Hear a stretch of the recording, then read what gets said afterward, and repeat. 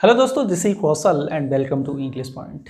तो आज की जो क्लास है इसमें हम आपको कुछ ऐसे पॉइंट्स बता रहे हैं जहां पर आपको कुछ हिंदी के जो सेंटेंस है उनको इंग्लिश बनाने में प्रॉब्लम आती है। कई बार आप सोचते हो कि इसकी इंग्लिश हम कैसे बनाएं या कैसे हिंदी होगी। जैसे कि मैं चाहता हूं कि तुम काम करो, मैं चाहता हूं कि मैं काम करूं, मैं कोई काम करना चाहता हूं, मैं तुमसे चाहता हूं दरवाज़ा बंद करो।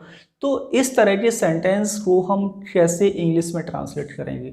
तो आज की क्लास में हम यहाँ पर 5 पॉइंट्स देख रहे हैं कि आपको कोई कार्य करना आता है तो आप इसे कैसे बनाएंगे, या मैं जानता हूँ कि किस काम को कैसे किया जाता है, मैं तैयार हूँ, मैं पढ़ने के लिए तैयार हूँ, मैं खेलने के लिए तैयार हूँ, मैं इंग्लिश सीखने के लिए तैयार हूँ। तो इसे आप इंग्लिश में कैसे बोलेंगे।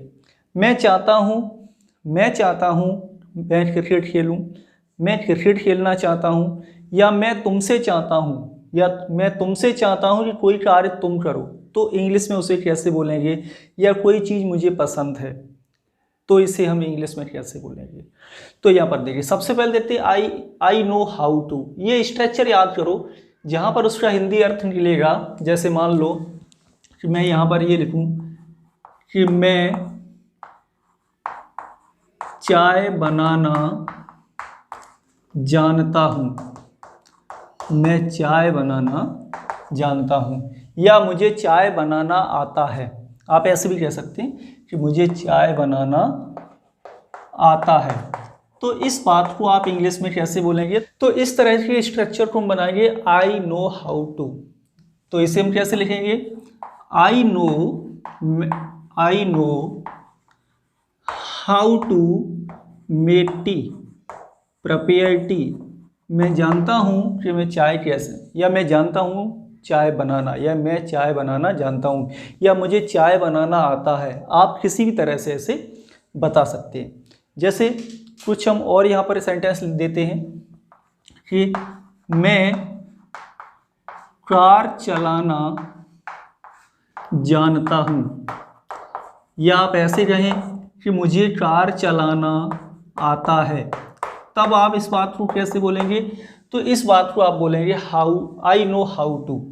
तो इसको ट्रांसलेट कैसे करेंगे, I know how to drive a car, यानी कि मुझे कार चलाना आता है या मैं कार चलाना जानता हूँ। सेकंड पॉइंट है तैयार हूँ। जैसे मान लो मैं अंग्रेजी सीखने के लिए तैयार हूँ, तो आप इसे कैसे बोलेंगे। जैसे सेंटेंस लिखते हैं कि मैं अंग्रेजी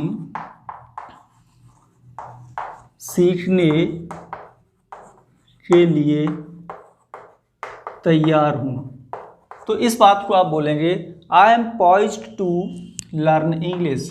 कैसे बोलेंगे, I am poised to learn English. Simple, ठीक है ना।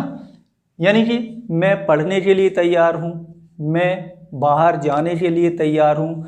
तो इस तरह के सेंटेंस को आप इस स्ट्रक्चर से बना सकते हैं। I am poised to go out, I am poised to go home, है ना। आप ऐसे कह सकते हैं I am poised to go home, यानी कि मैं घर जाने के लिए तैयार हूँ।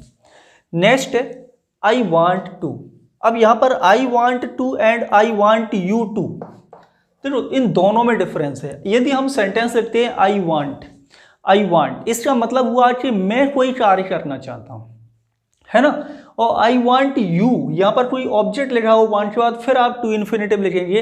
इसका मतलब होगा कि यहाँ पर ये जो ऑब्जेक्ट है मैं उससे कोई कार्य करवाना चाहता हूँ। यानी कि यदि मैं कहूँ आई वांट यू, तो मैं चाहता हूँ कि तुम कोई कार्य करो। यदि मैं ये कहूँ I want to close the door, I want to close the door, तो इसका मतलब क्या हुआ। सेंटेंस को देखें, सेंटेंस लिखा है I want to close the door. इसका मतलब हुआ कि मैं दरवाजा बंद करना चाहता हूं, यानी कि मैं जाऊंगा और मैं जाकर के उस दरवाजे को बंद कर दूंगा। यदि मैं ऐसे सेंटेंस बोलूं कि आई वॉन्ट यू टू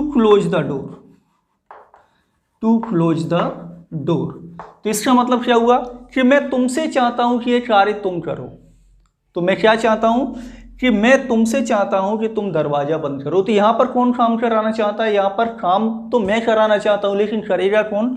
करेगा वो जो यहां पर आपका ये ऑब्जेक्ट लगा हुआ है।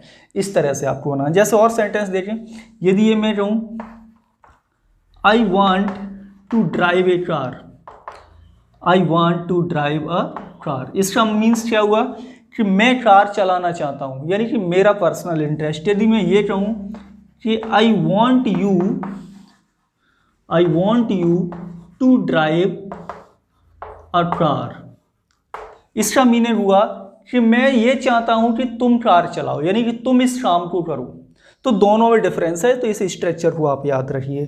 ठीक है, नेक्स्ट है आपका 5 नंबर का आई लाइक। आई लाइक मतलब मुझे पसंद है, यू लाइक मीन्स तुम्हें पसंद है, सी लाइक्स दैट मीन्स उसे पसंद है, दे लाइक उन्हें पसंद है। इस तरह से मीनिंग आएगा। तो सेंटेंस हम कह सकते हैं आई लाइक प्लेइंग क्रिकेट, यानी मुझे